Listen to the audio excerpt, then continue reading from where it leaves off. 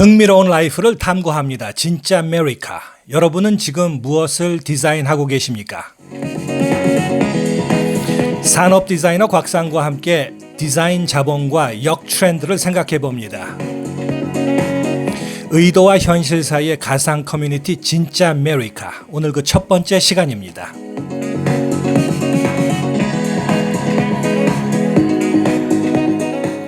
네, 상품이든 아이디어든 디자인이 제일 중요한데요. 잘 나가는 첨단 디자이너들은 참 대단합니다. IT나 자동차 쪽의 스타 디자이너들 경우에는 회사를 관둔다고 발표를 하니까 주주들이 실망을 해서 그 회사 주가가 막 몇억 달러씩 떨어집니다. 근데 뭐 완구들 회사 경우지만 저 같은 디자이너의 경우에는 회사를 관둬서가 아니라 입사를 하면은 그때부터 회사의 주가가 지속적으로 떨어집니다. 좀 이상하죠? 그러다가 얼마 지나서 저희 제일 큰 고객 중에 하나인데요. 이 토이저러스가 망했습니다. 참 뭐 그 큰 회사 망한 게 저 같은 일개 작은 톱니바퀴 디자이너의 잘못 때문일 수는 없겠지만 그래도 혹시 이게 뭐 나비 효과 이런 게 아닌가 기분이 좀 찜찜합니다. 이 토이저러스의 몰락은 오프라인 몰락의 상징입니다. 그냥 상점이 아니라 많은 사람들한테 추억인데요. 저한테는 이 토이저러스가 할인의 추억입니다. 그러니까 헬로윈 때부터 부활절까지 연쇄적으로 세일을 많이 하니까 연쇄 할인인데요. 이게 저한테는 좋다는 말이 결코 아닙니다. 세일이 많으면은 이 생산업자들한테는 이 주가가 자꾸 떨어진다는 뜻인데요. 그렇게 되면은 배당금, 보너스가 할인적으로 줄어드니까 어쨌든 할인은 저한테 그 추억이 됩니다. 네, 뭐 그렇다고 해서 제 주변의 사례들이 꼭 이렇게 망한 것만 있는 건 아니고요. 뭐 아주 잘된 경우도 조금 있었고 아직도 더 있을지도 모릅니다. 아닌 게 아니라 토이저러스도 지금 부활 중에 있죠. 그래서 어쨌든 이런 이곳 서부 중심의 오락 디자인 업계의 이런 그 에피소드들 그리고 또 제가 프로젝트를 말아먹은 얘기들 앞으로 많이 소개를 해드릴 것이고요. 일단은 첫 번째 질문 하나로 오늘의 이야기를 시작합니다. 여러분은 오늘 무엇을 디자인하고 계십니까?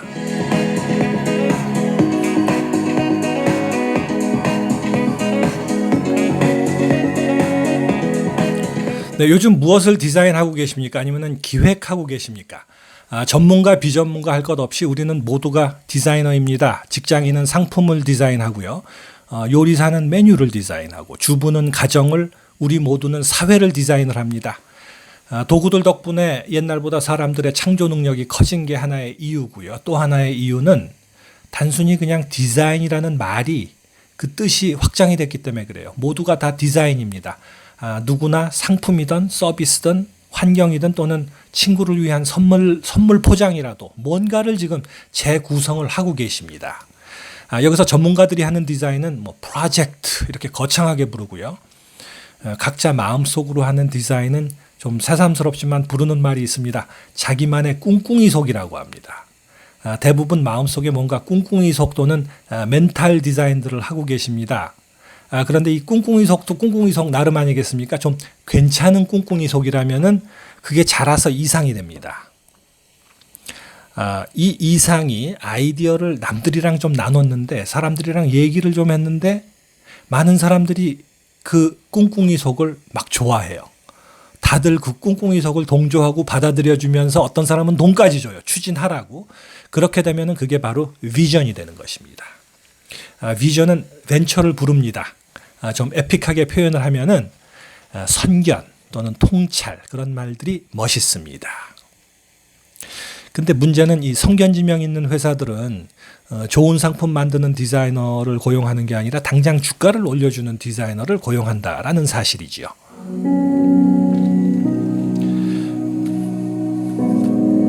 네, 그래서 선견 때문이든 아니면은 뭐 대부분의 경우 반대인 편견 때문입니다만은 어쨌든 누구나 무언가를 디자인을 합니다. 그 중에 눈으로 보고 손으로 만질 수 있는 디자인들을 우리는 하드웨어 또는 하드 굿즈라고 부르죠.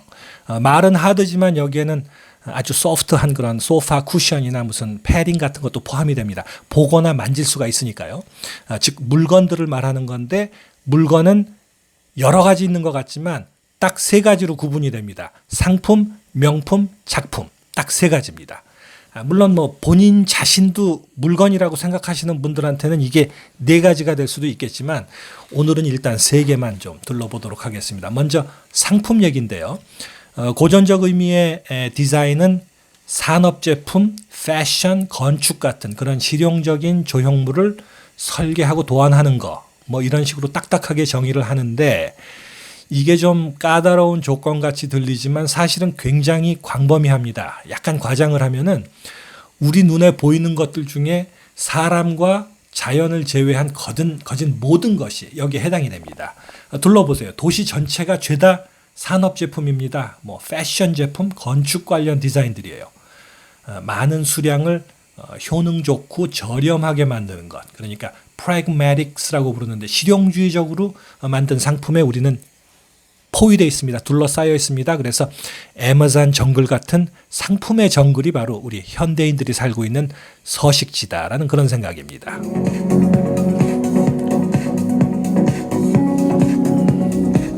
자, 그런데 우리의 관심을 차지하는 상품들은 이런 상품들이 아닙니다. 얘기는 이제부터인데요. 관심 가는 상품들은 진짜 상품들입니다. 하품이 아니라 최상품이라는 얘기죠. 사람들이 너무 좋아해서 날개도 친 듯이 팔립니다. 이름만 보고 사갑니다. 트렌드가 생깁니다. 그러다 보니까 이름이나 포장만 베낀 가짜가 등장을 합니다. 이때 시장에 가짜가 나오게 한 그 오리지널이 있지 않습니까? 짝퉁이 나오면은 그거는 명품이 됩니다. 진짜가 아니라는 걸 알아도 이름만 보고 사가니까 그 오리지널은 이름 명자 명품이 되는 것입니다.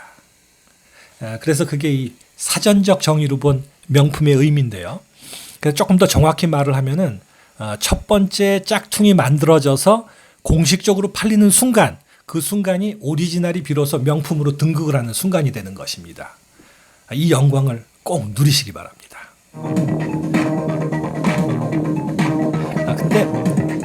근데 이 말을 하면서도 이 짝퉁의 혜택을 누리시라는 말이 이게 덕담인지 악담인지 모르겠습니다. 굿뉴스와 배뉴스가 같이 다니지 않아도 되는데요. 그죠? 네, 어쨌든 이 명품에 대해서는 뭐 여러분들이 더 잘 아시겠지만 우리가 아는 대표적인 명품들 좀 알아보겠습니다. 뭐가 있을까요? 짝퉁을 부르는 이름들. 그렇습니다.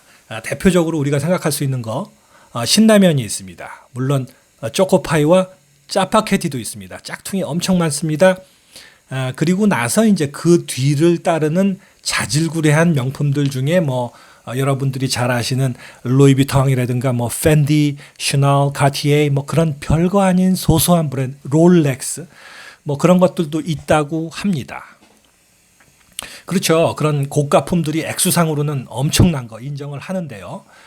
이 데이터 시장에서는 액수 못지않게 중요한 게 객체수입니다. 객체수, 뭐 증가율 이런 게 중요합니다. 디자인 생태계이기 때문에 그렇습니다.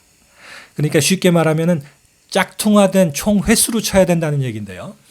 이런 그 좋은 상품들이 짝퉁화된 그런 그 사례들을 보면은 최소한 억대로 나갈 법한 잠시 전에 그 신라면 초코파이가 월등하죠. 그래서 짝퉁으로 복제된 기록으로 보면은 기네스북에 등재될 조건 충분히 갖춘 것 같습니다.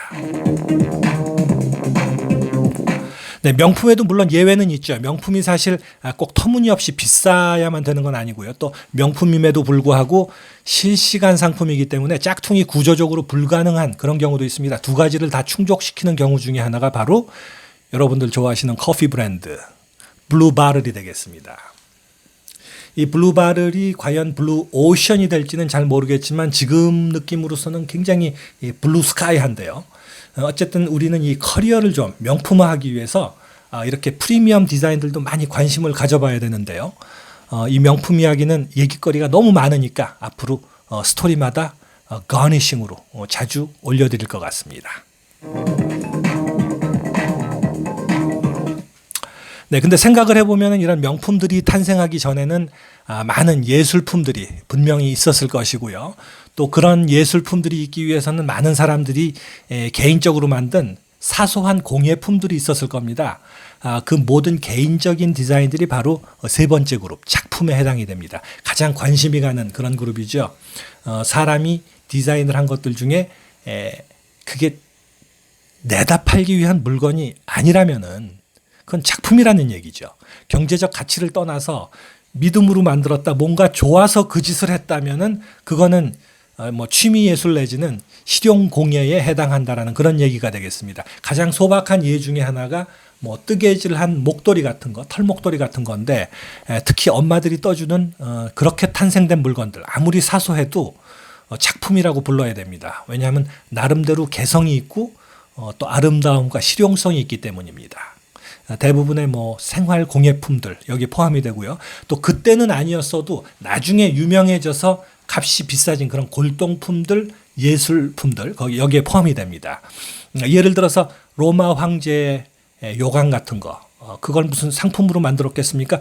당시에는 작품의 개념으로 만들어서 갖다 바쳤는데 나중에 그게 예술품이 되었고 뭐 아트가 됐겠죠.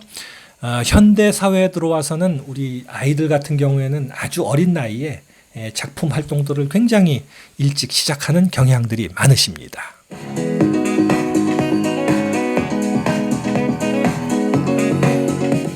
네, 대부분 사람들은 이렇게 명품에만 관심이 있는 것 같지만 사실은 작품에 대한 관심이 더 큽니다. 이유는 간단합니다. 무엇을 뭐 쓰던 그리던 조리하던 장식을 하던 그 결과에는 만드는 사람의 자아가 듬뿍 함유가 되어 있습니다. 그래서 뭐 자기가 좋아서 하는 일이니만큼 거기에는 꿈과 행복과 보람 뭐 이런 것들이 느슨하게 연결이 되어 있기 때문인데요.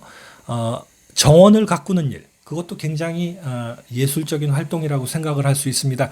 그걸 보고 작품이 아니다, 작품 활동이 아니다 그러면은 듣는 사람이 얼마나 서글프겠습니까? 그래서 이 목각품 사진을 지금 걸어놨습니다만은 뭔가를 무심하게 뚝딱뚝딱 이렇게 만들어 보는 거, 만드는 것, 공작은 마치 이 공간 속에다가 시를 쓰는 것과 같다. 뭐 그런 생각을 해봅니다. 무심코 뚝딱뚝딱, 더할 나위 없이 인간적이고 또 자연스러운 활동 중에 하나다. 맨 처음에는 다 그렇게 시작을 하지요. 그러다가 그중 몇 가지가 아이디어가 나중에는 창조 자본이 되는 것입니다. 이 창조 자본, 디자인 자본에 대해서는 나중에 이제 또 자세한 얘기가 이어지겠습니다만은 이렇게 창조 자본을 가지고 시작한 회사들이 많이 있죠. 이런 회사들의 CEO들 사무실의 모습을 보면요. 다 그런 건 아니겠습니다만은 벽에 멋진 예술품들이 쫙 걸려 있는데 거기에 손주가 크레파스로 그려준 할아버지 초상화가 한 장 정도가 딱 테이프로 붙어 있는 모습을 가끔 볼 수 있습니다. 바로 거기가 돈으로만은 살 수 없는 그런 작품들의 반열이 아닌가 그런 생각을 해봅니다.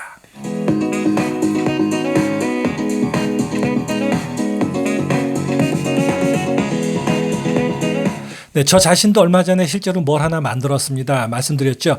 이 토이자러스가 망한 이후에 저는 여가 시간이 부쩍 늘었습니다.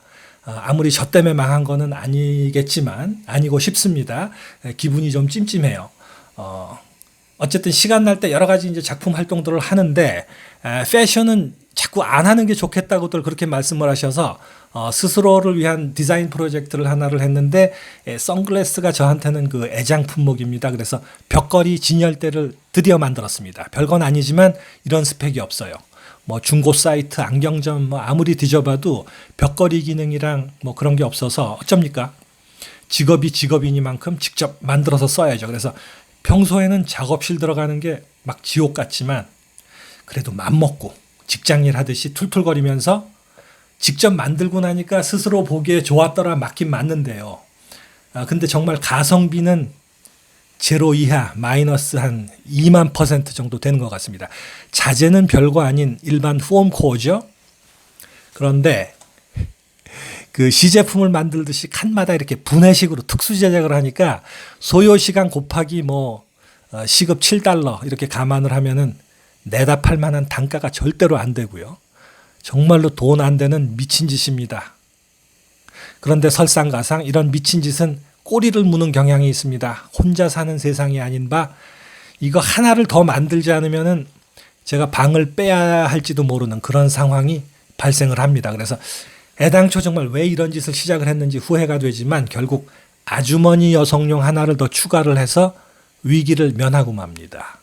주말이 훌라당 저물어 버렸어요.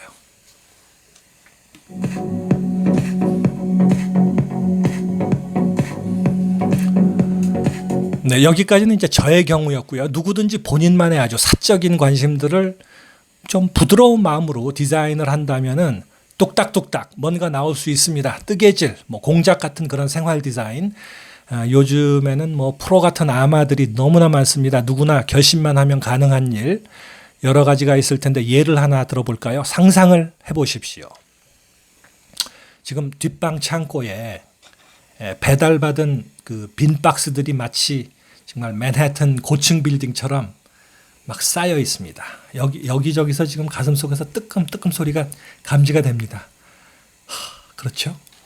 어쨌든 그 사이에 막 거미줄이 치까마까 집을 짓고 있는데 그걸 보다 못해서 이 박스들을 모두 활용을 해서 서로 막 붙이고 이어서 사랑하는 우리 집 미스 냥이를 위해서 거실에다가 놀이동산을 하나 꾸며줬다. 그러면은 정말 일석이조백자 얼마나 좋은 아이디어겠습니까? 그야말로 애마존 유역의 정글 짐이 되는 거죠. 실제로 무에서 유를 창조한 거는 별로 없어도 굉장히 훌륭한 박스 활용 또는 설치 디자인 프로젝트가 될 수 있겠습니다. 아주 고전적인 그런 생활 디자인 케이스인데 애묘가님들 한번 시도해 보셔도 좋을 것 같습니다.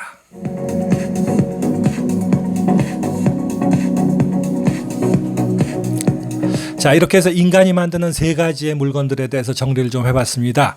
첫 번째, 우리 주변에 거진 모든 것은 상품이고요. 두 번째, 그 상품 중에 우리가 최고로 좋아하는 명품.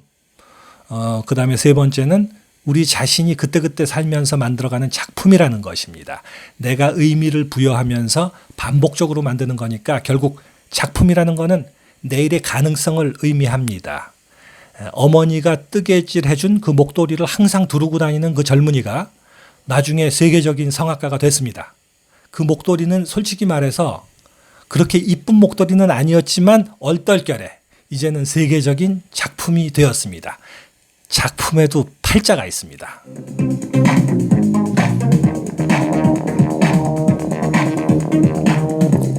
네, 상품, 명품, 작품 여기까지가 만지고 볼 수 있는 디자인, 즉 하드굿즈의 분류였고요. 근데 아시죠? 진짜 디자인의 세계는 이 관념 속에서 시작이 됩니다. 눈에 보이지 않는 또는 손으로는 만질 수 없는 그런 디자인의 형태. 우리는 그것을 소프트웨어 또는 컨텐츠라고 부르지요.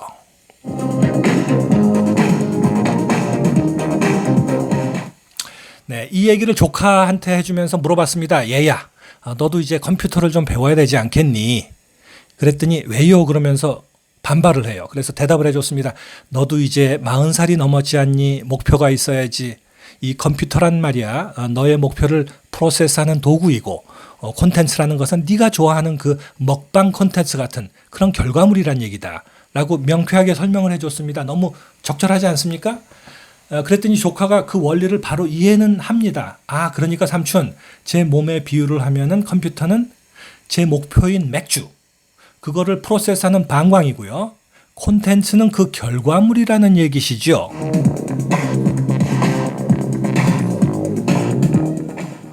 네, 여러분은 지금 무엇을 디자인하고 계십니까? 의도와 현실 사이의 가상 커뮤니티 진짜 아메리카. 다음 시간은 잠시 전에 말씀드린 것처럼 말랑한 디자인이라는 주제로 다시 돌아오겠습니다. 이상 곽상이었습니다.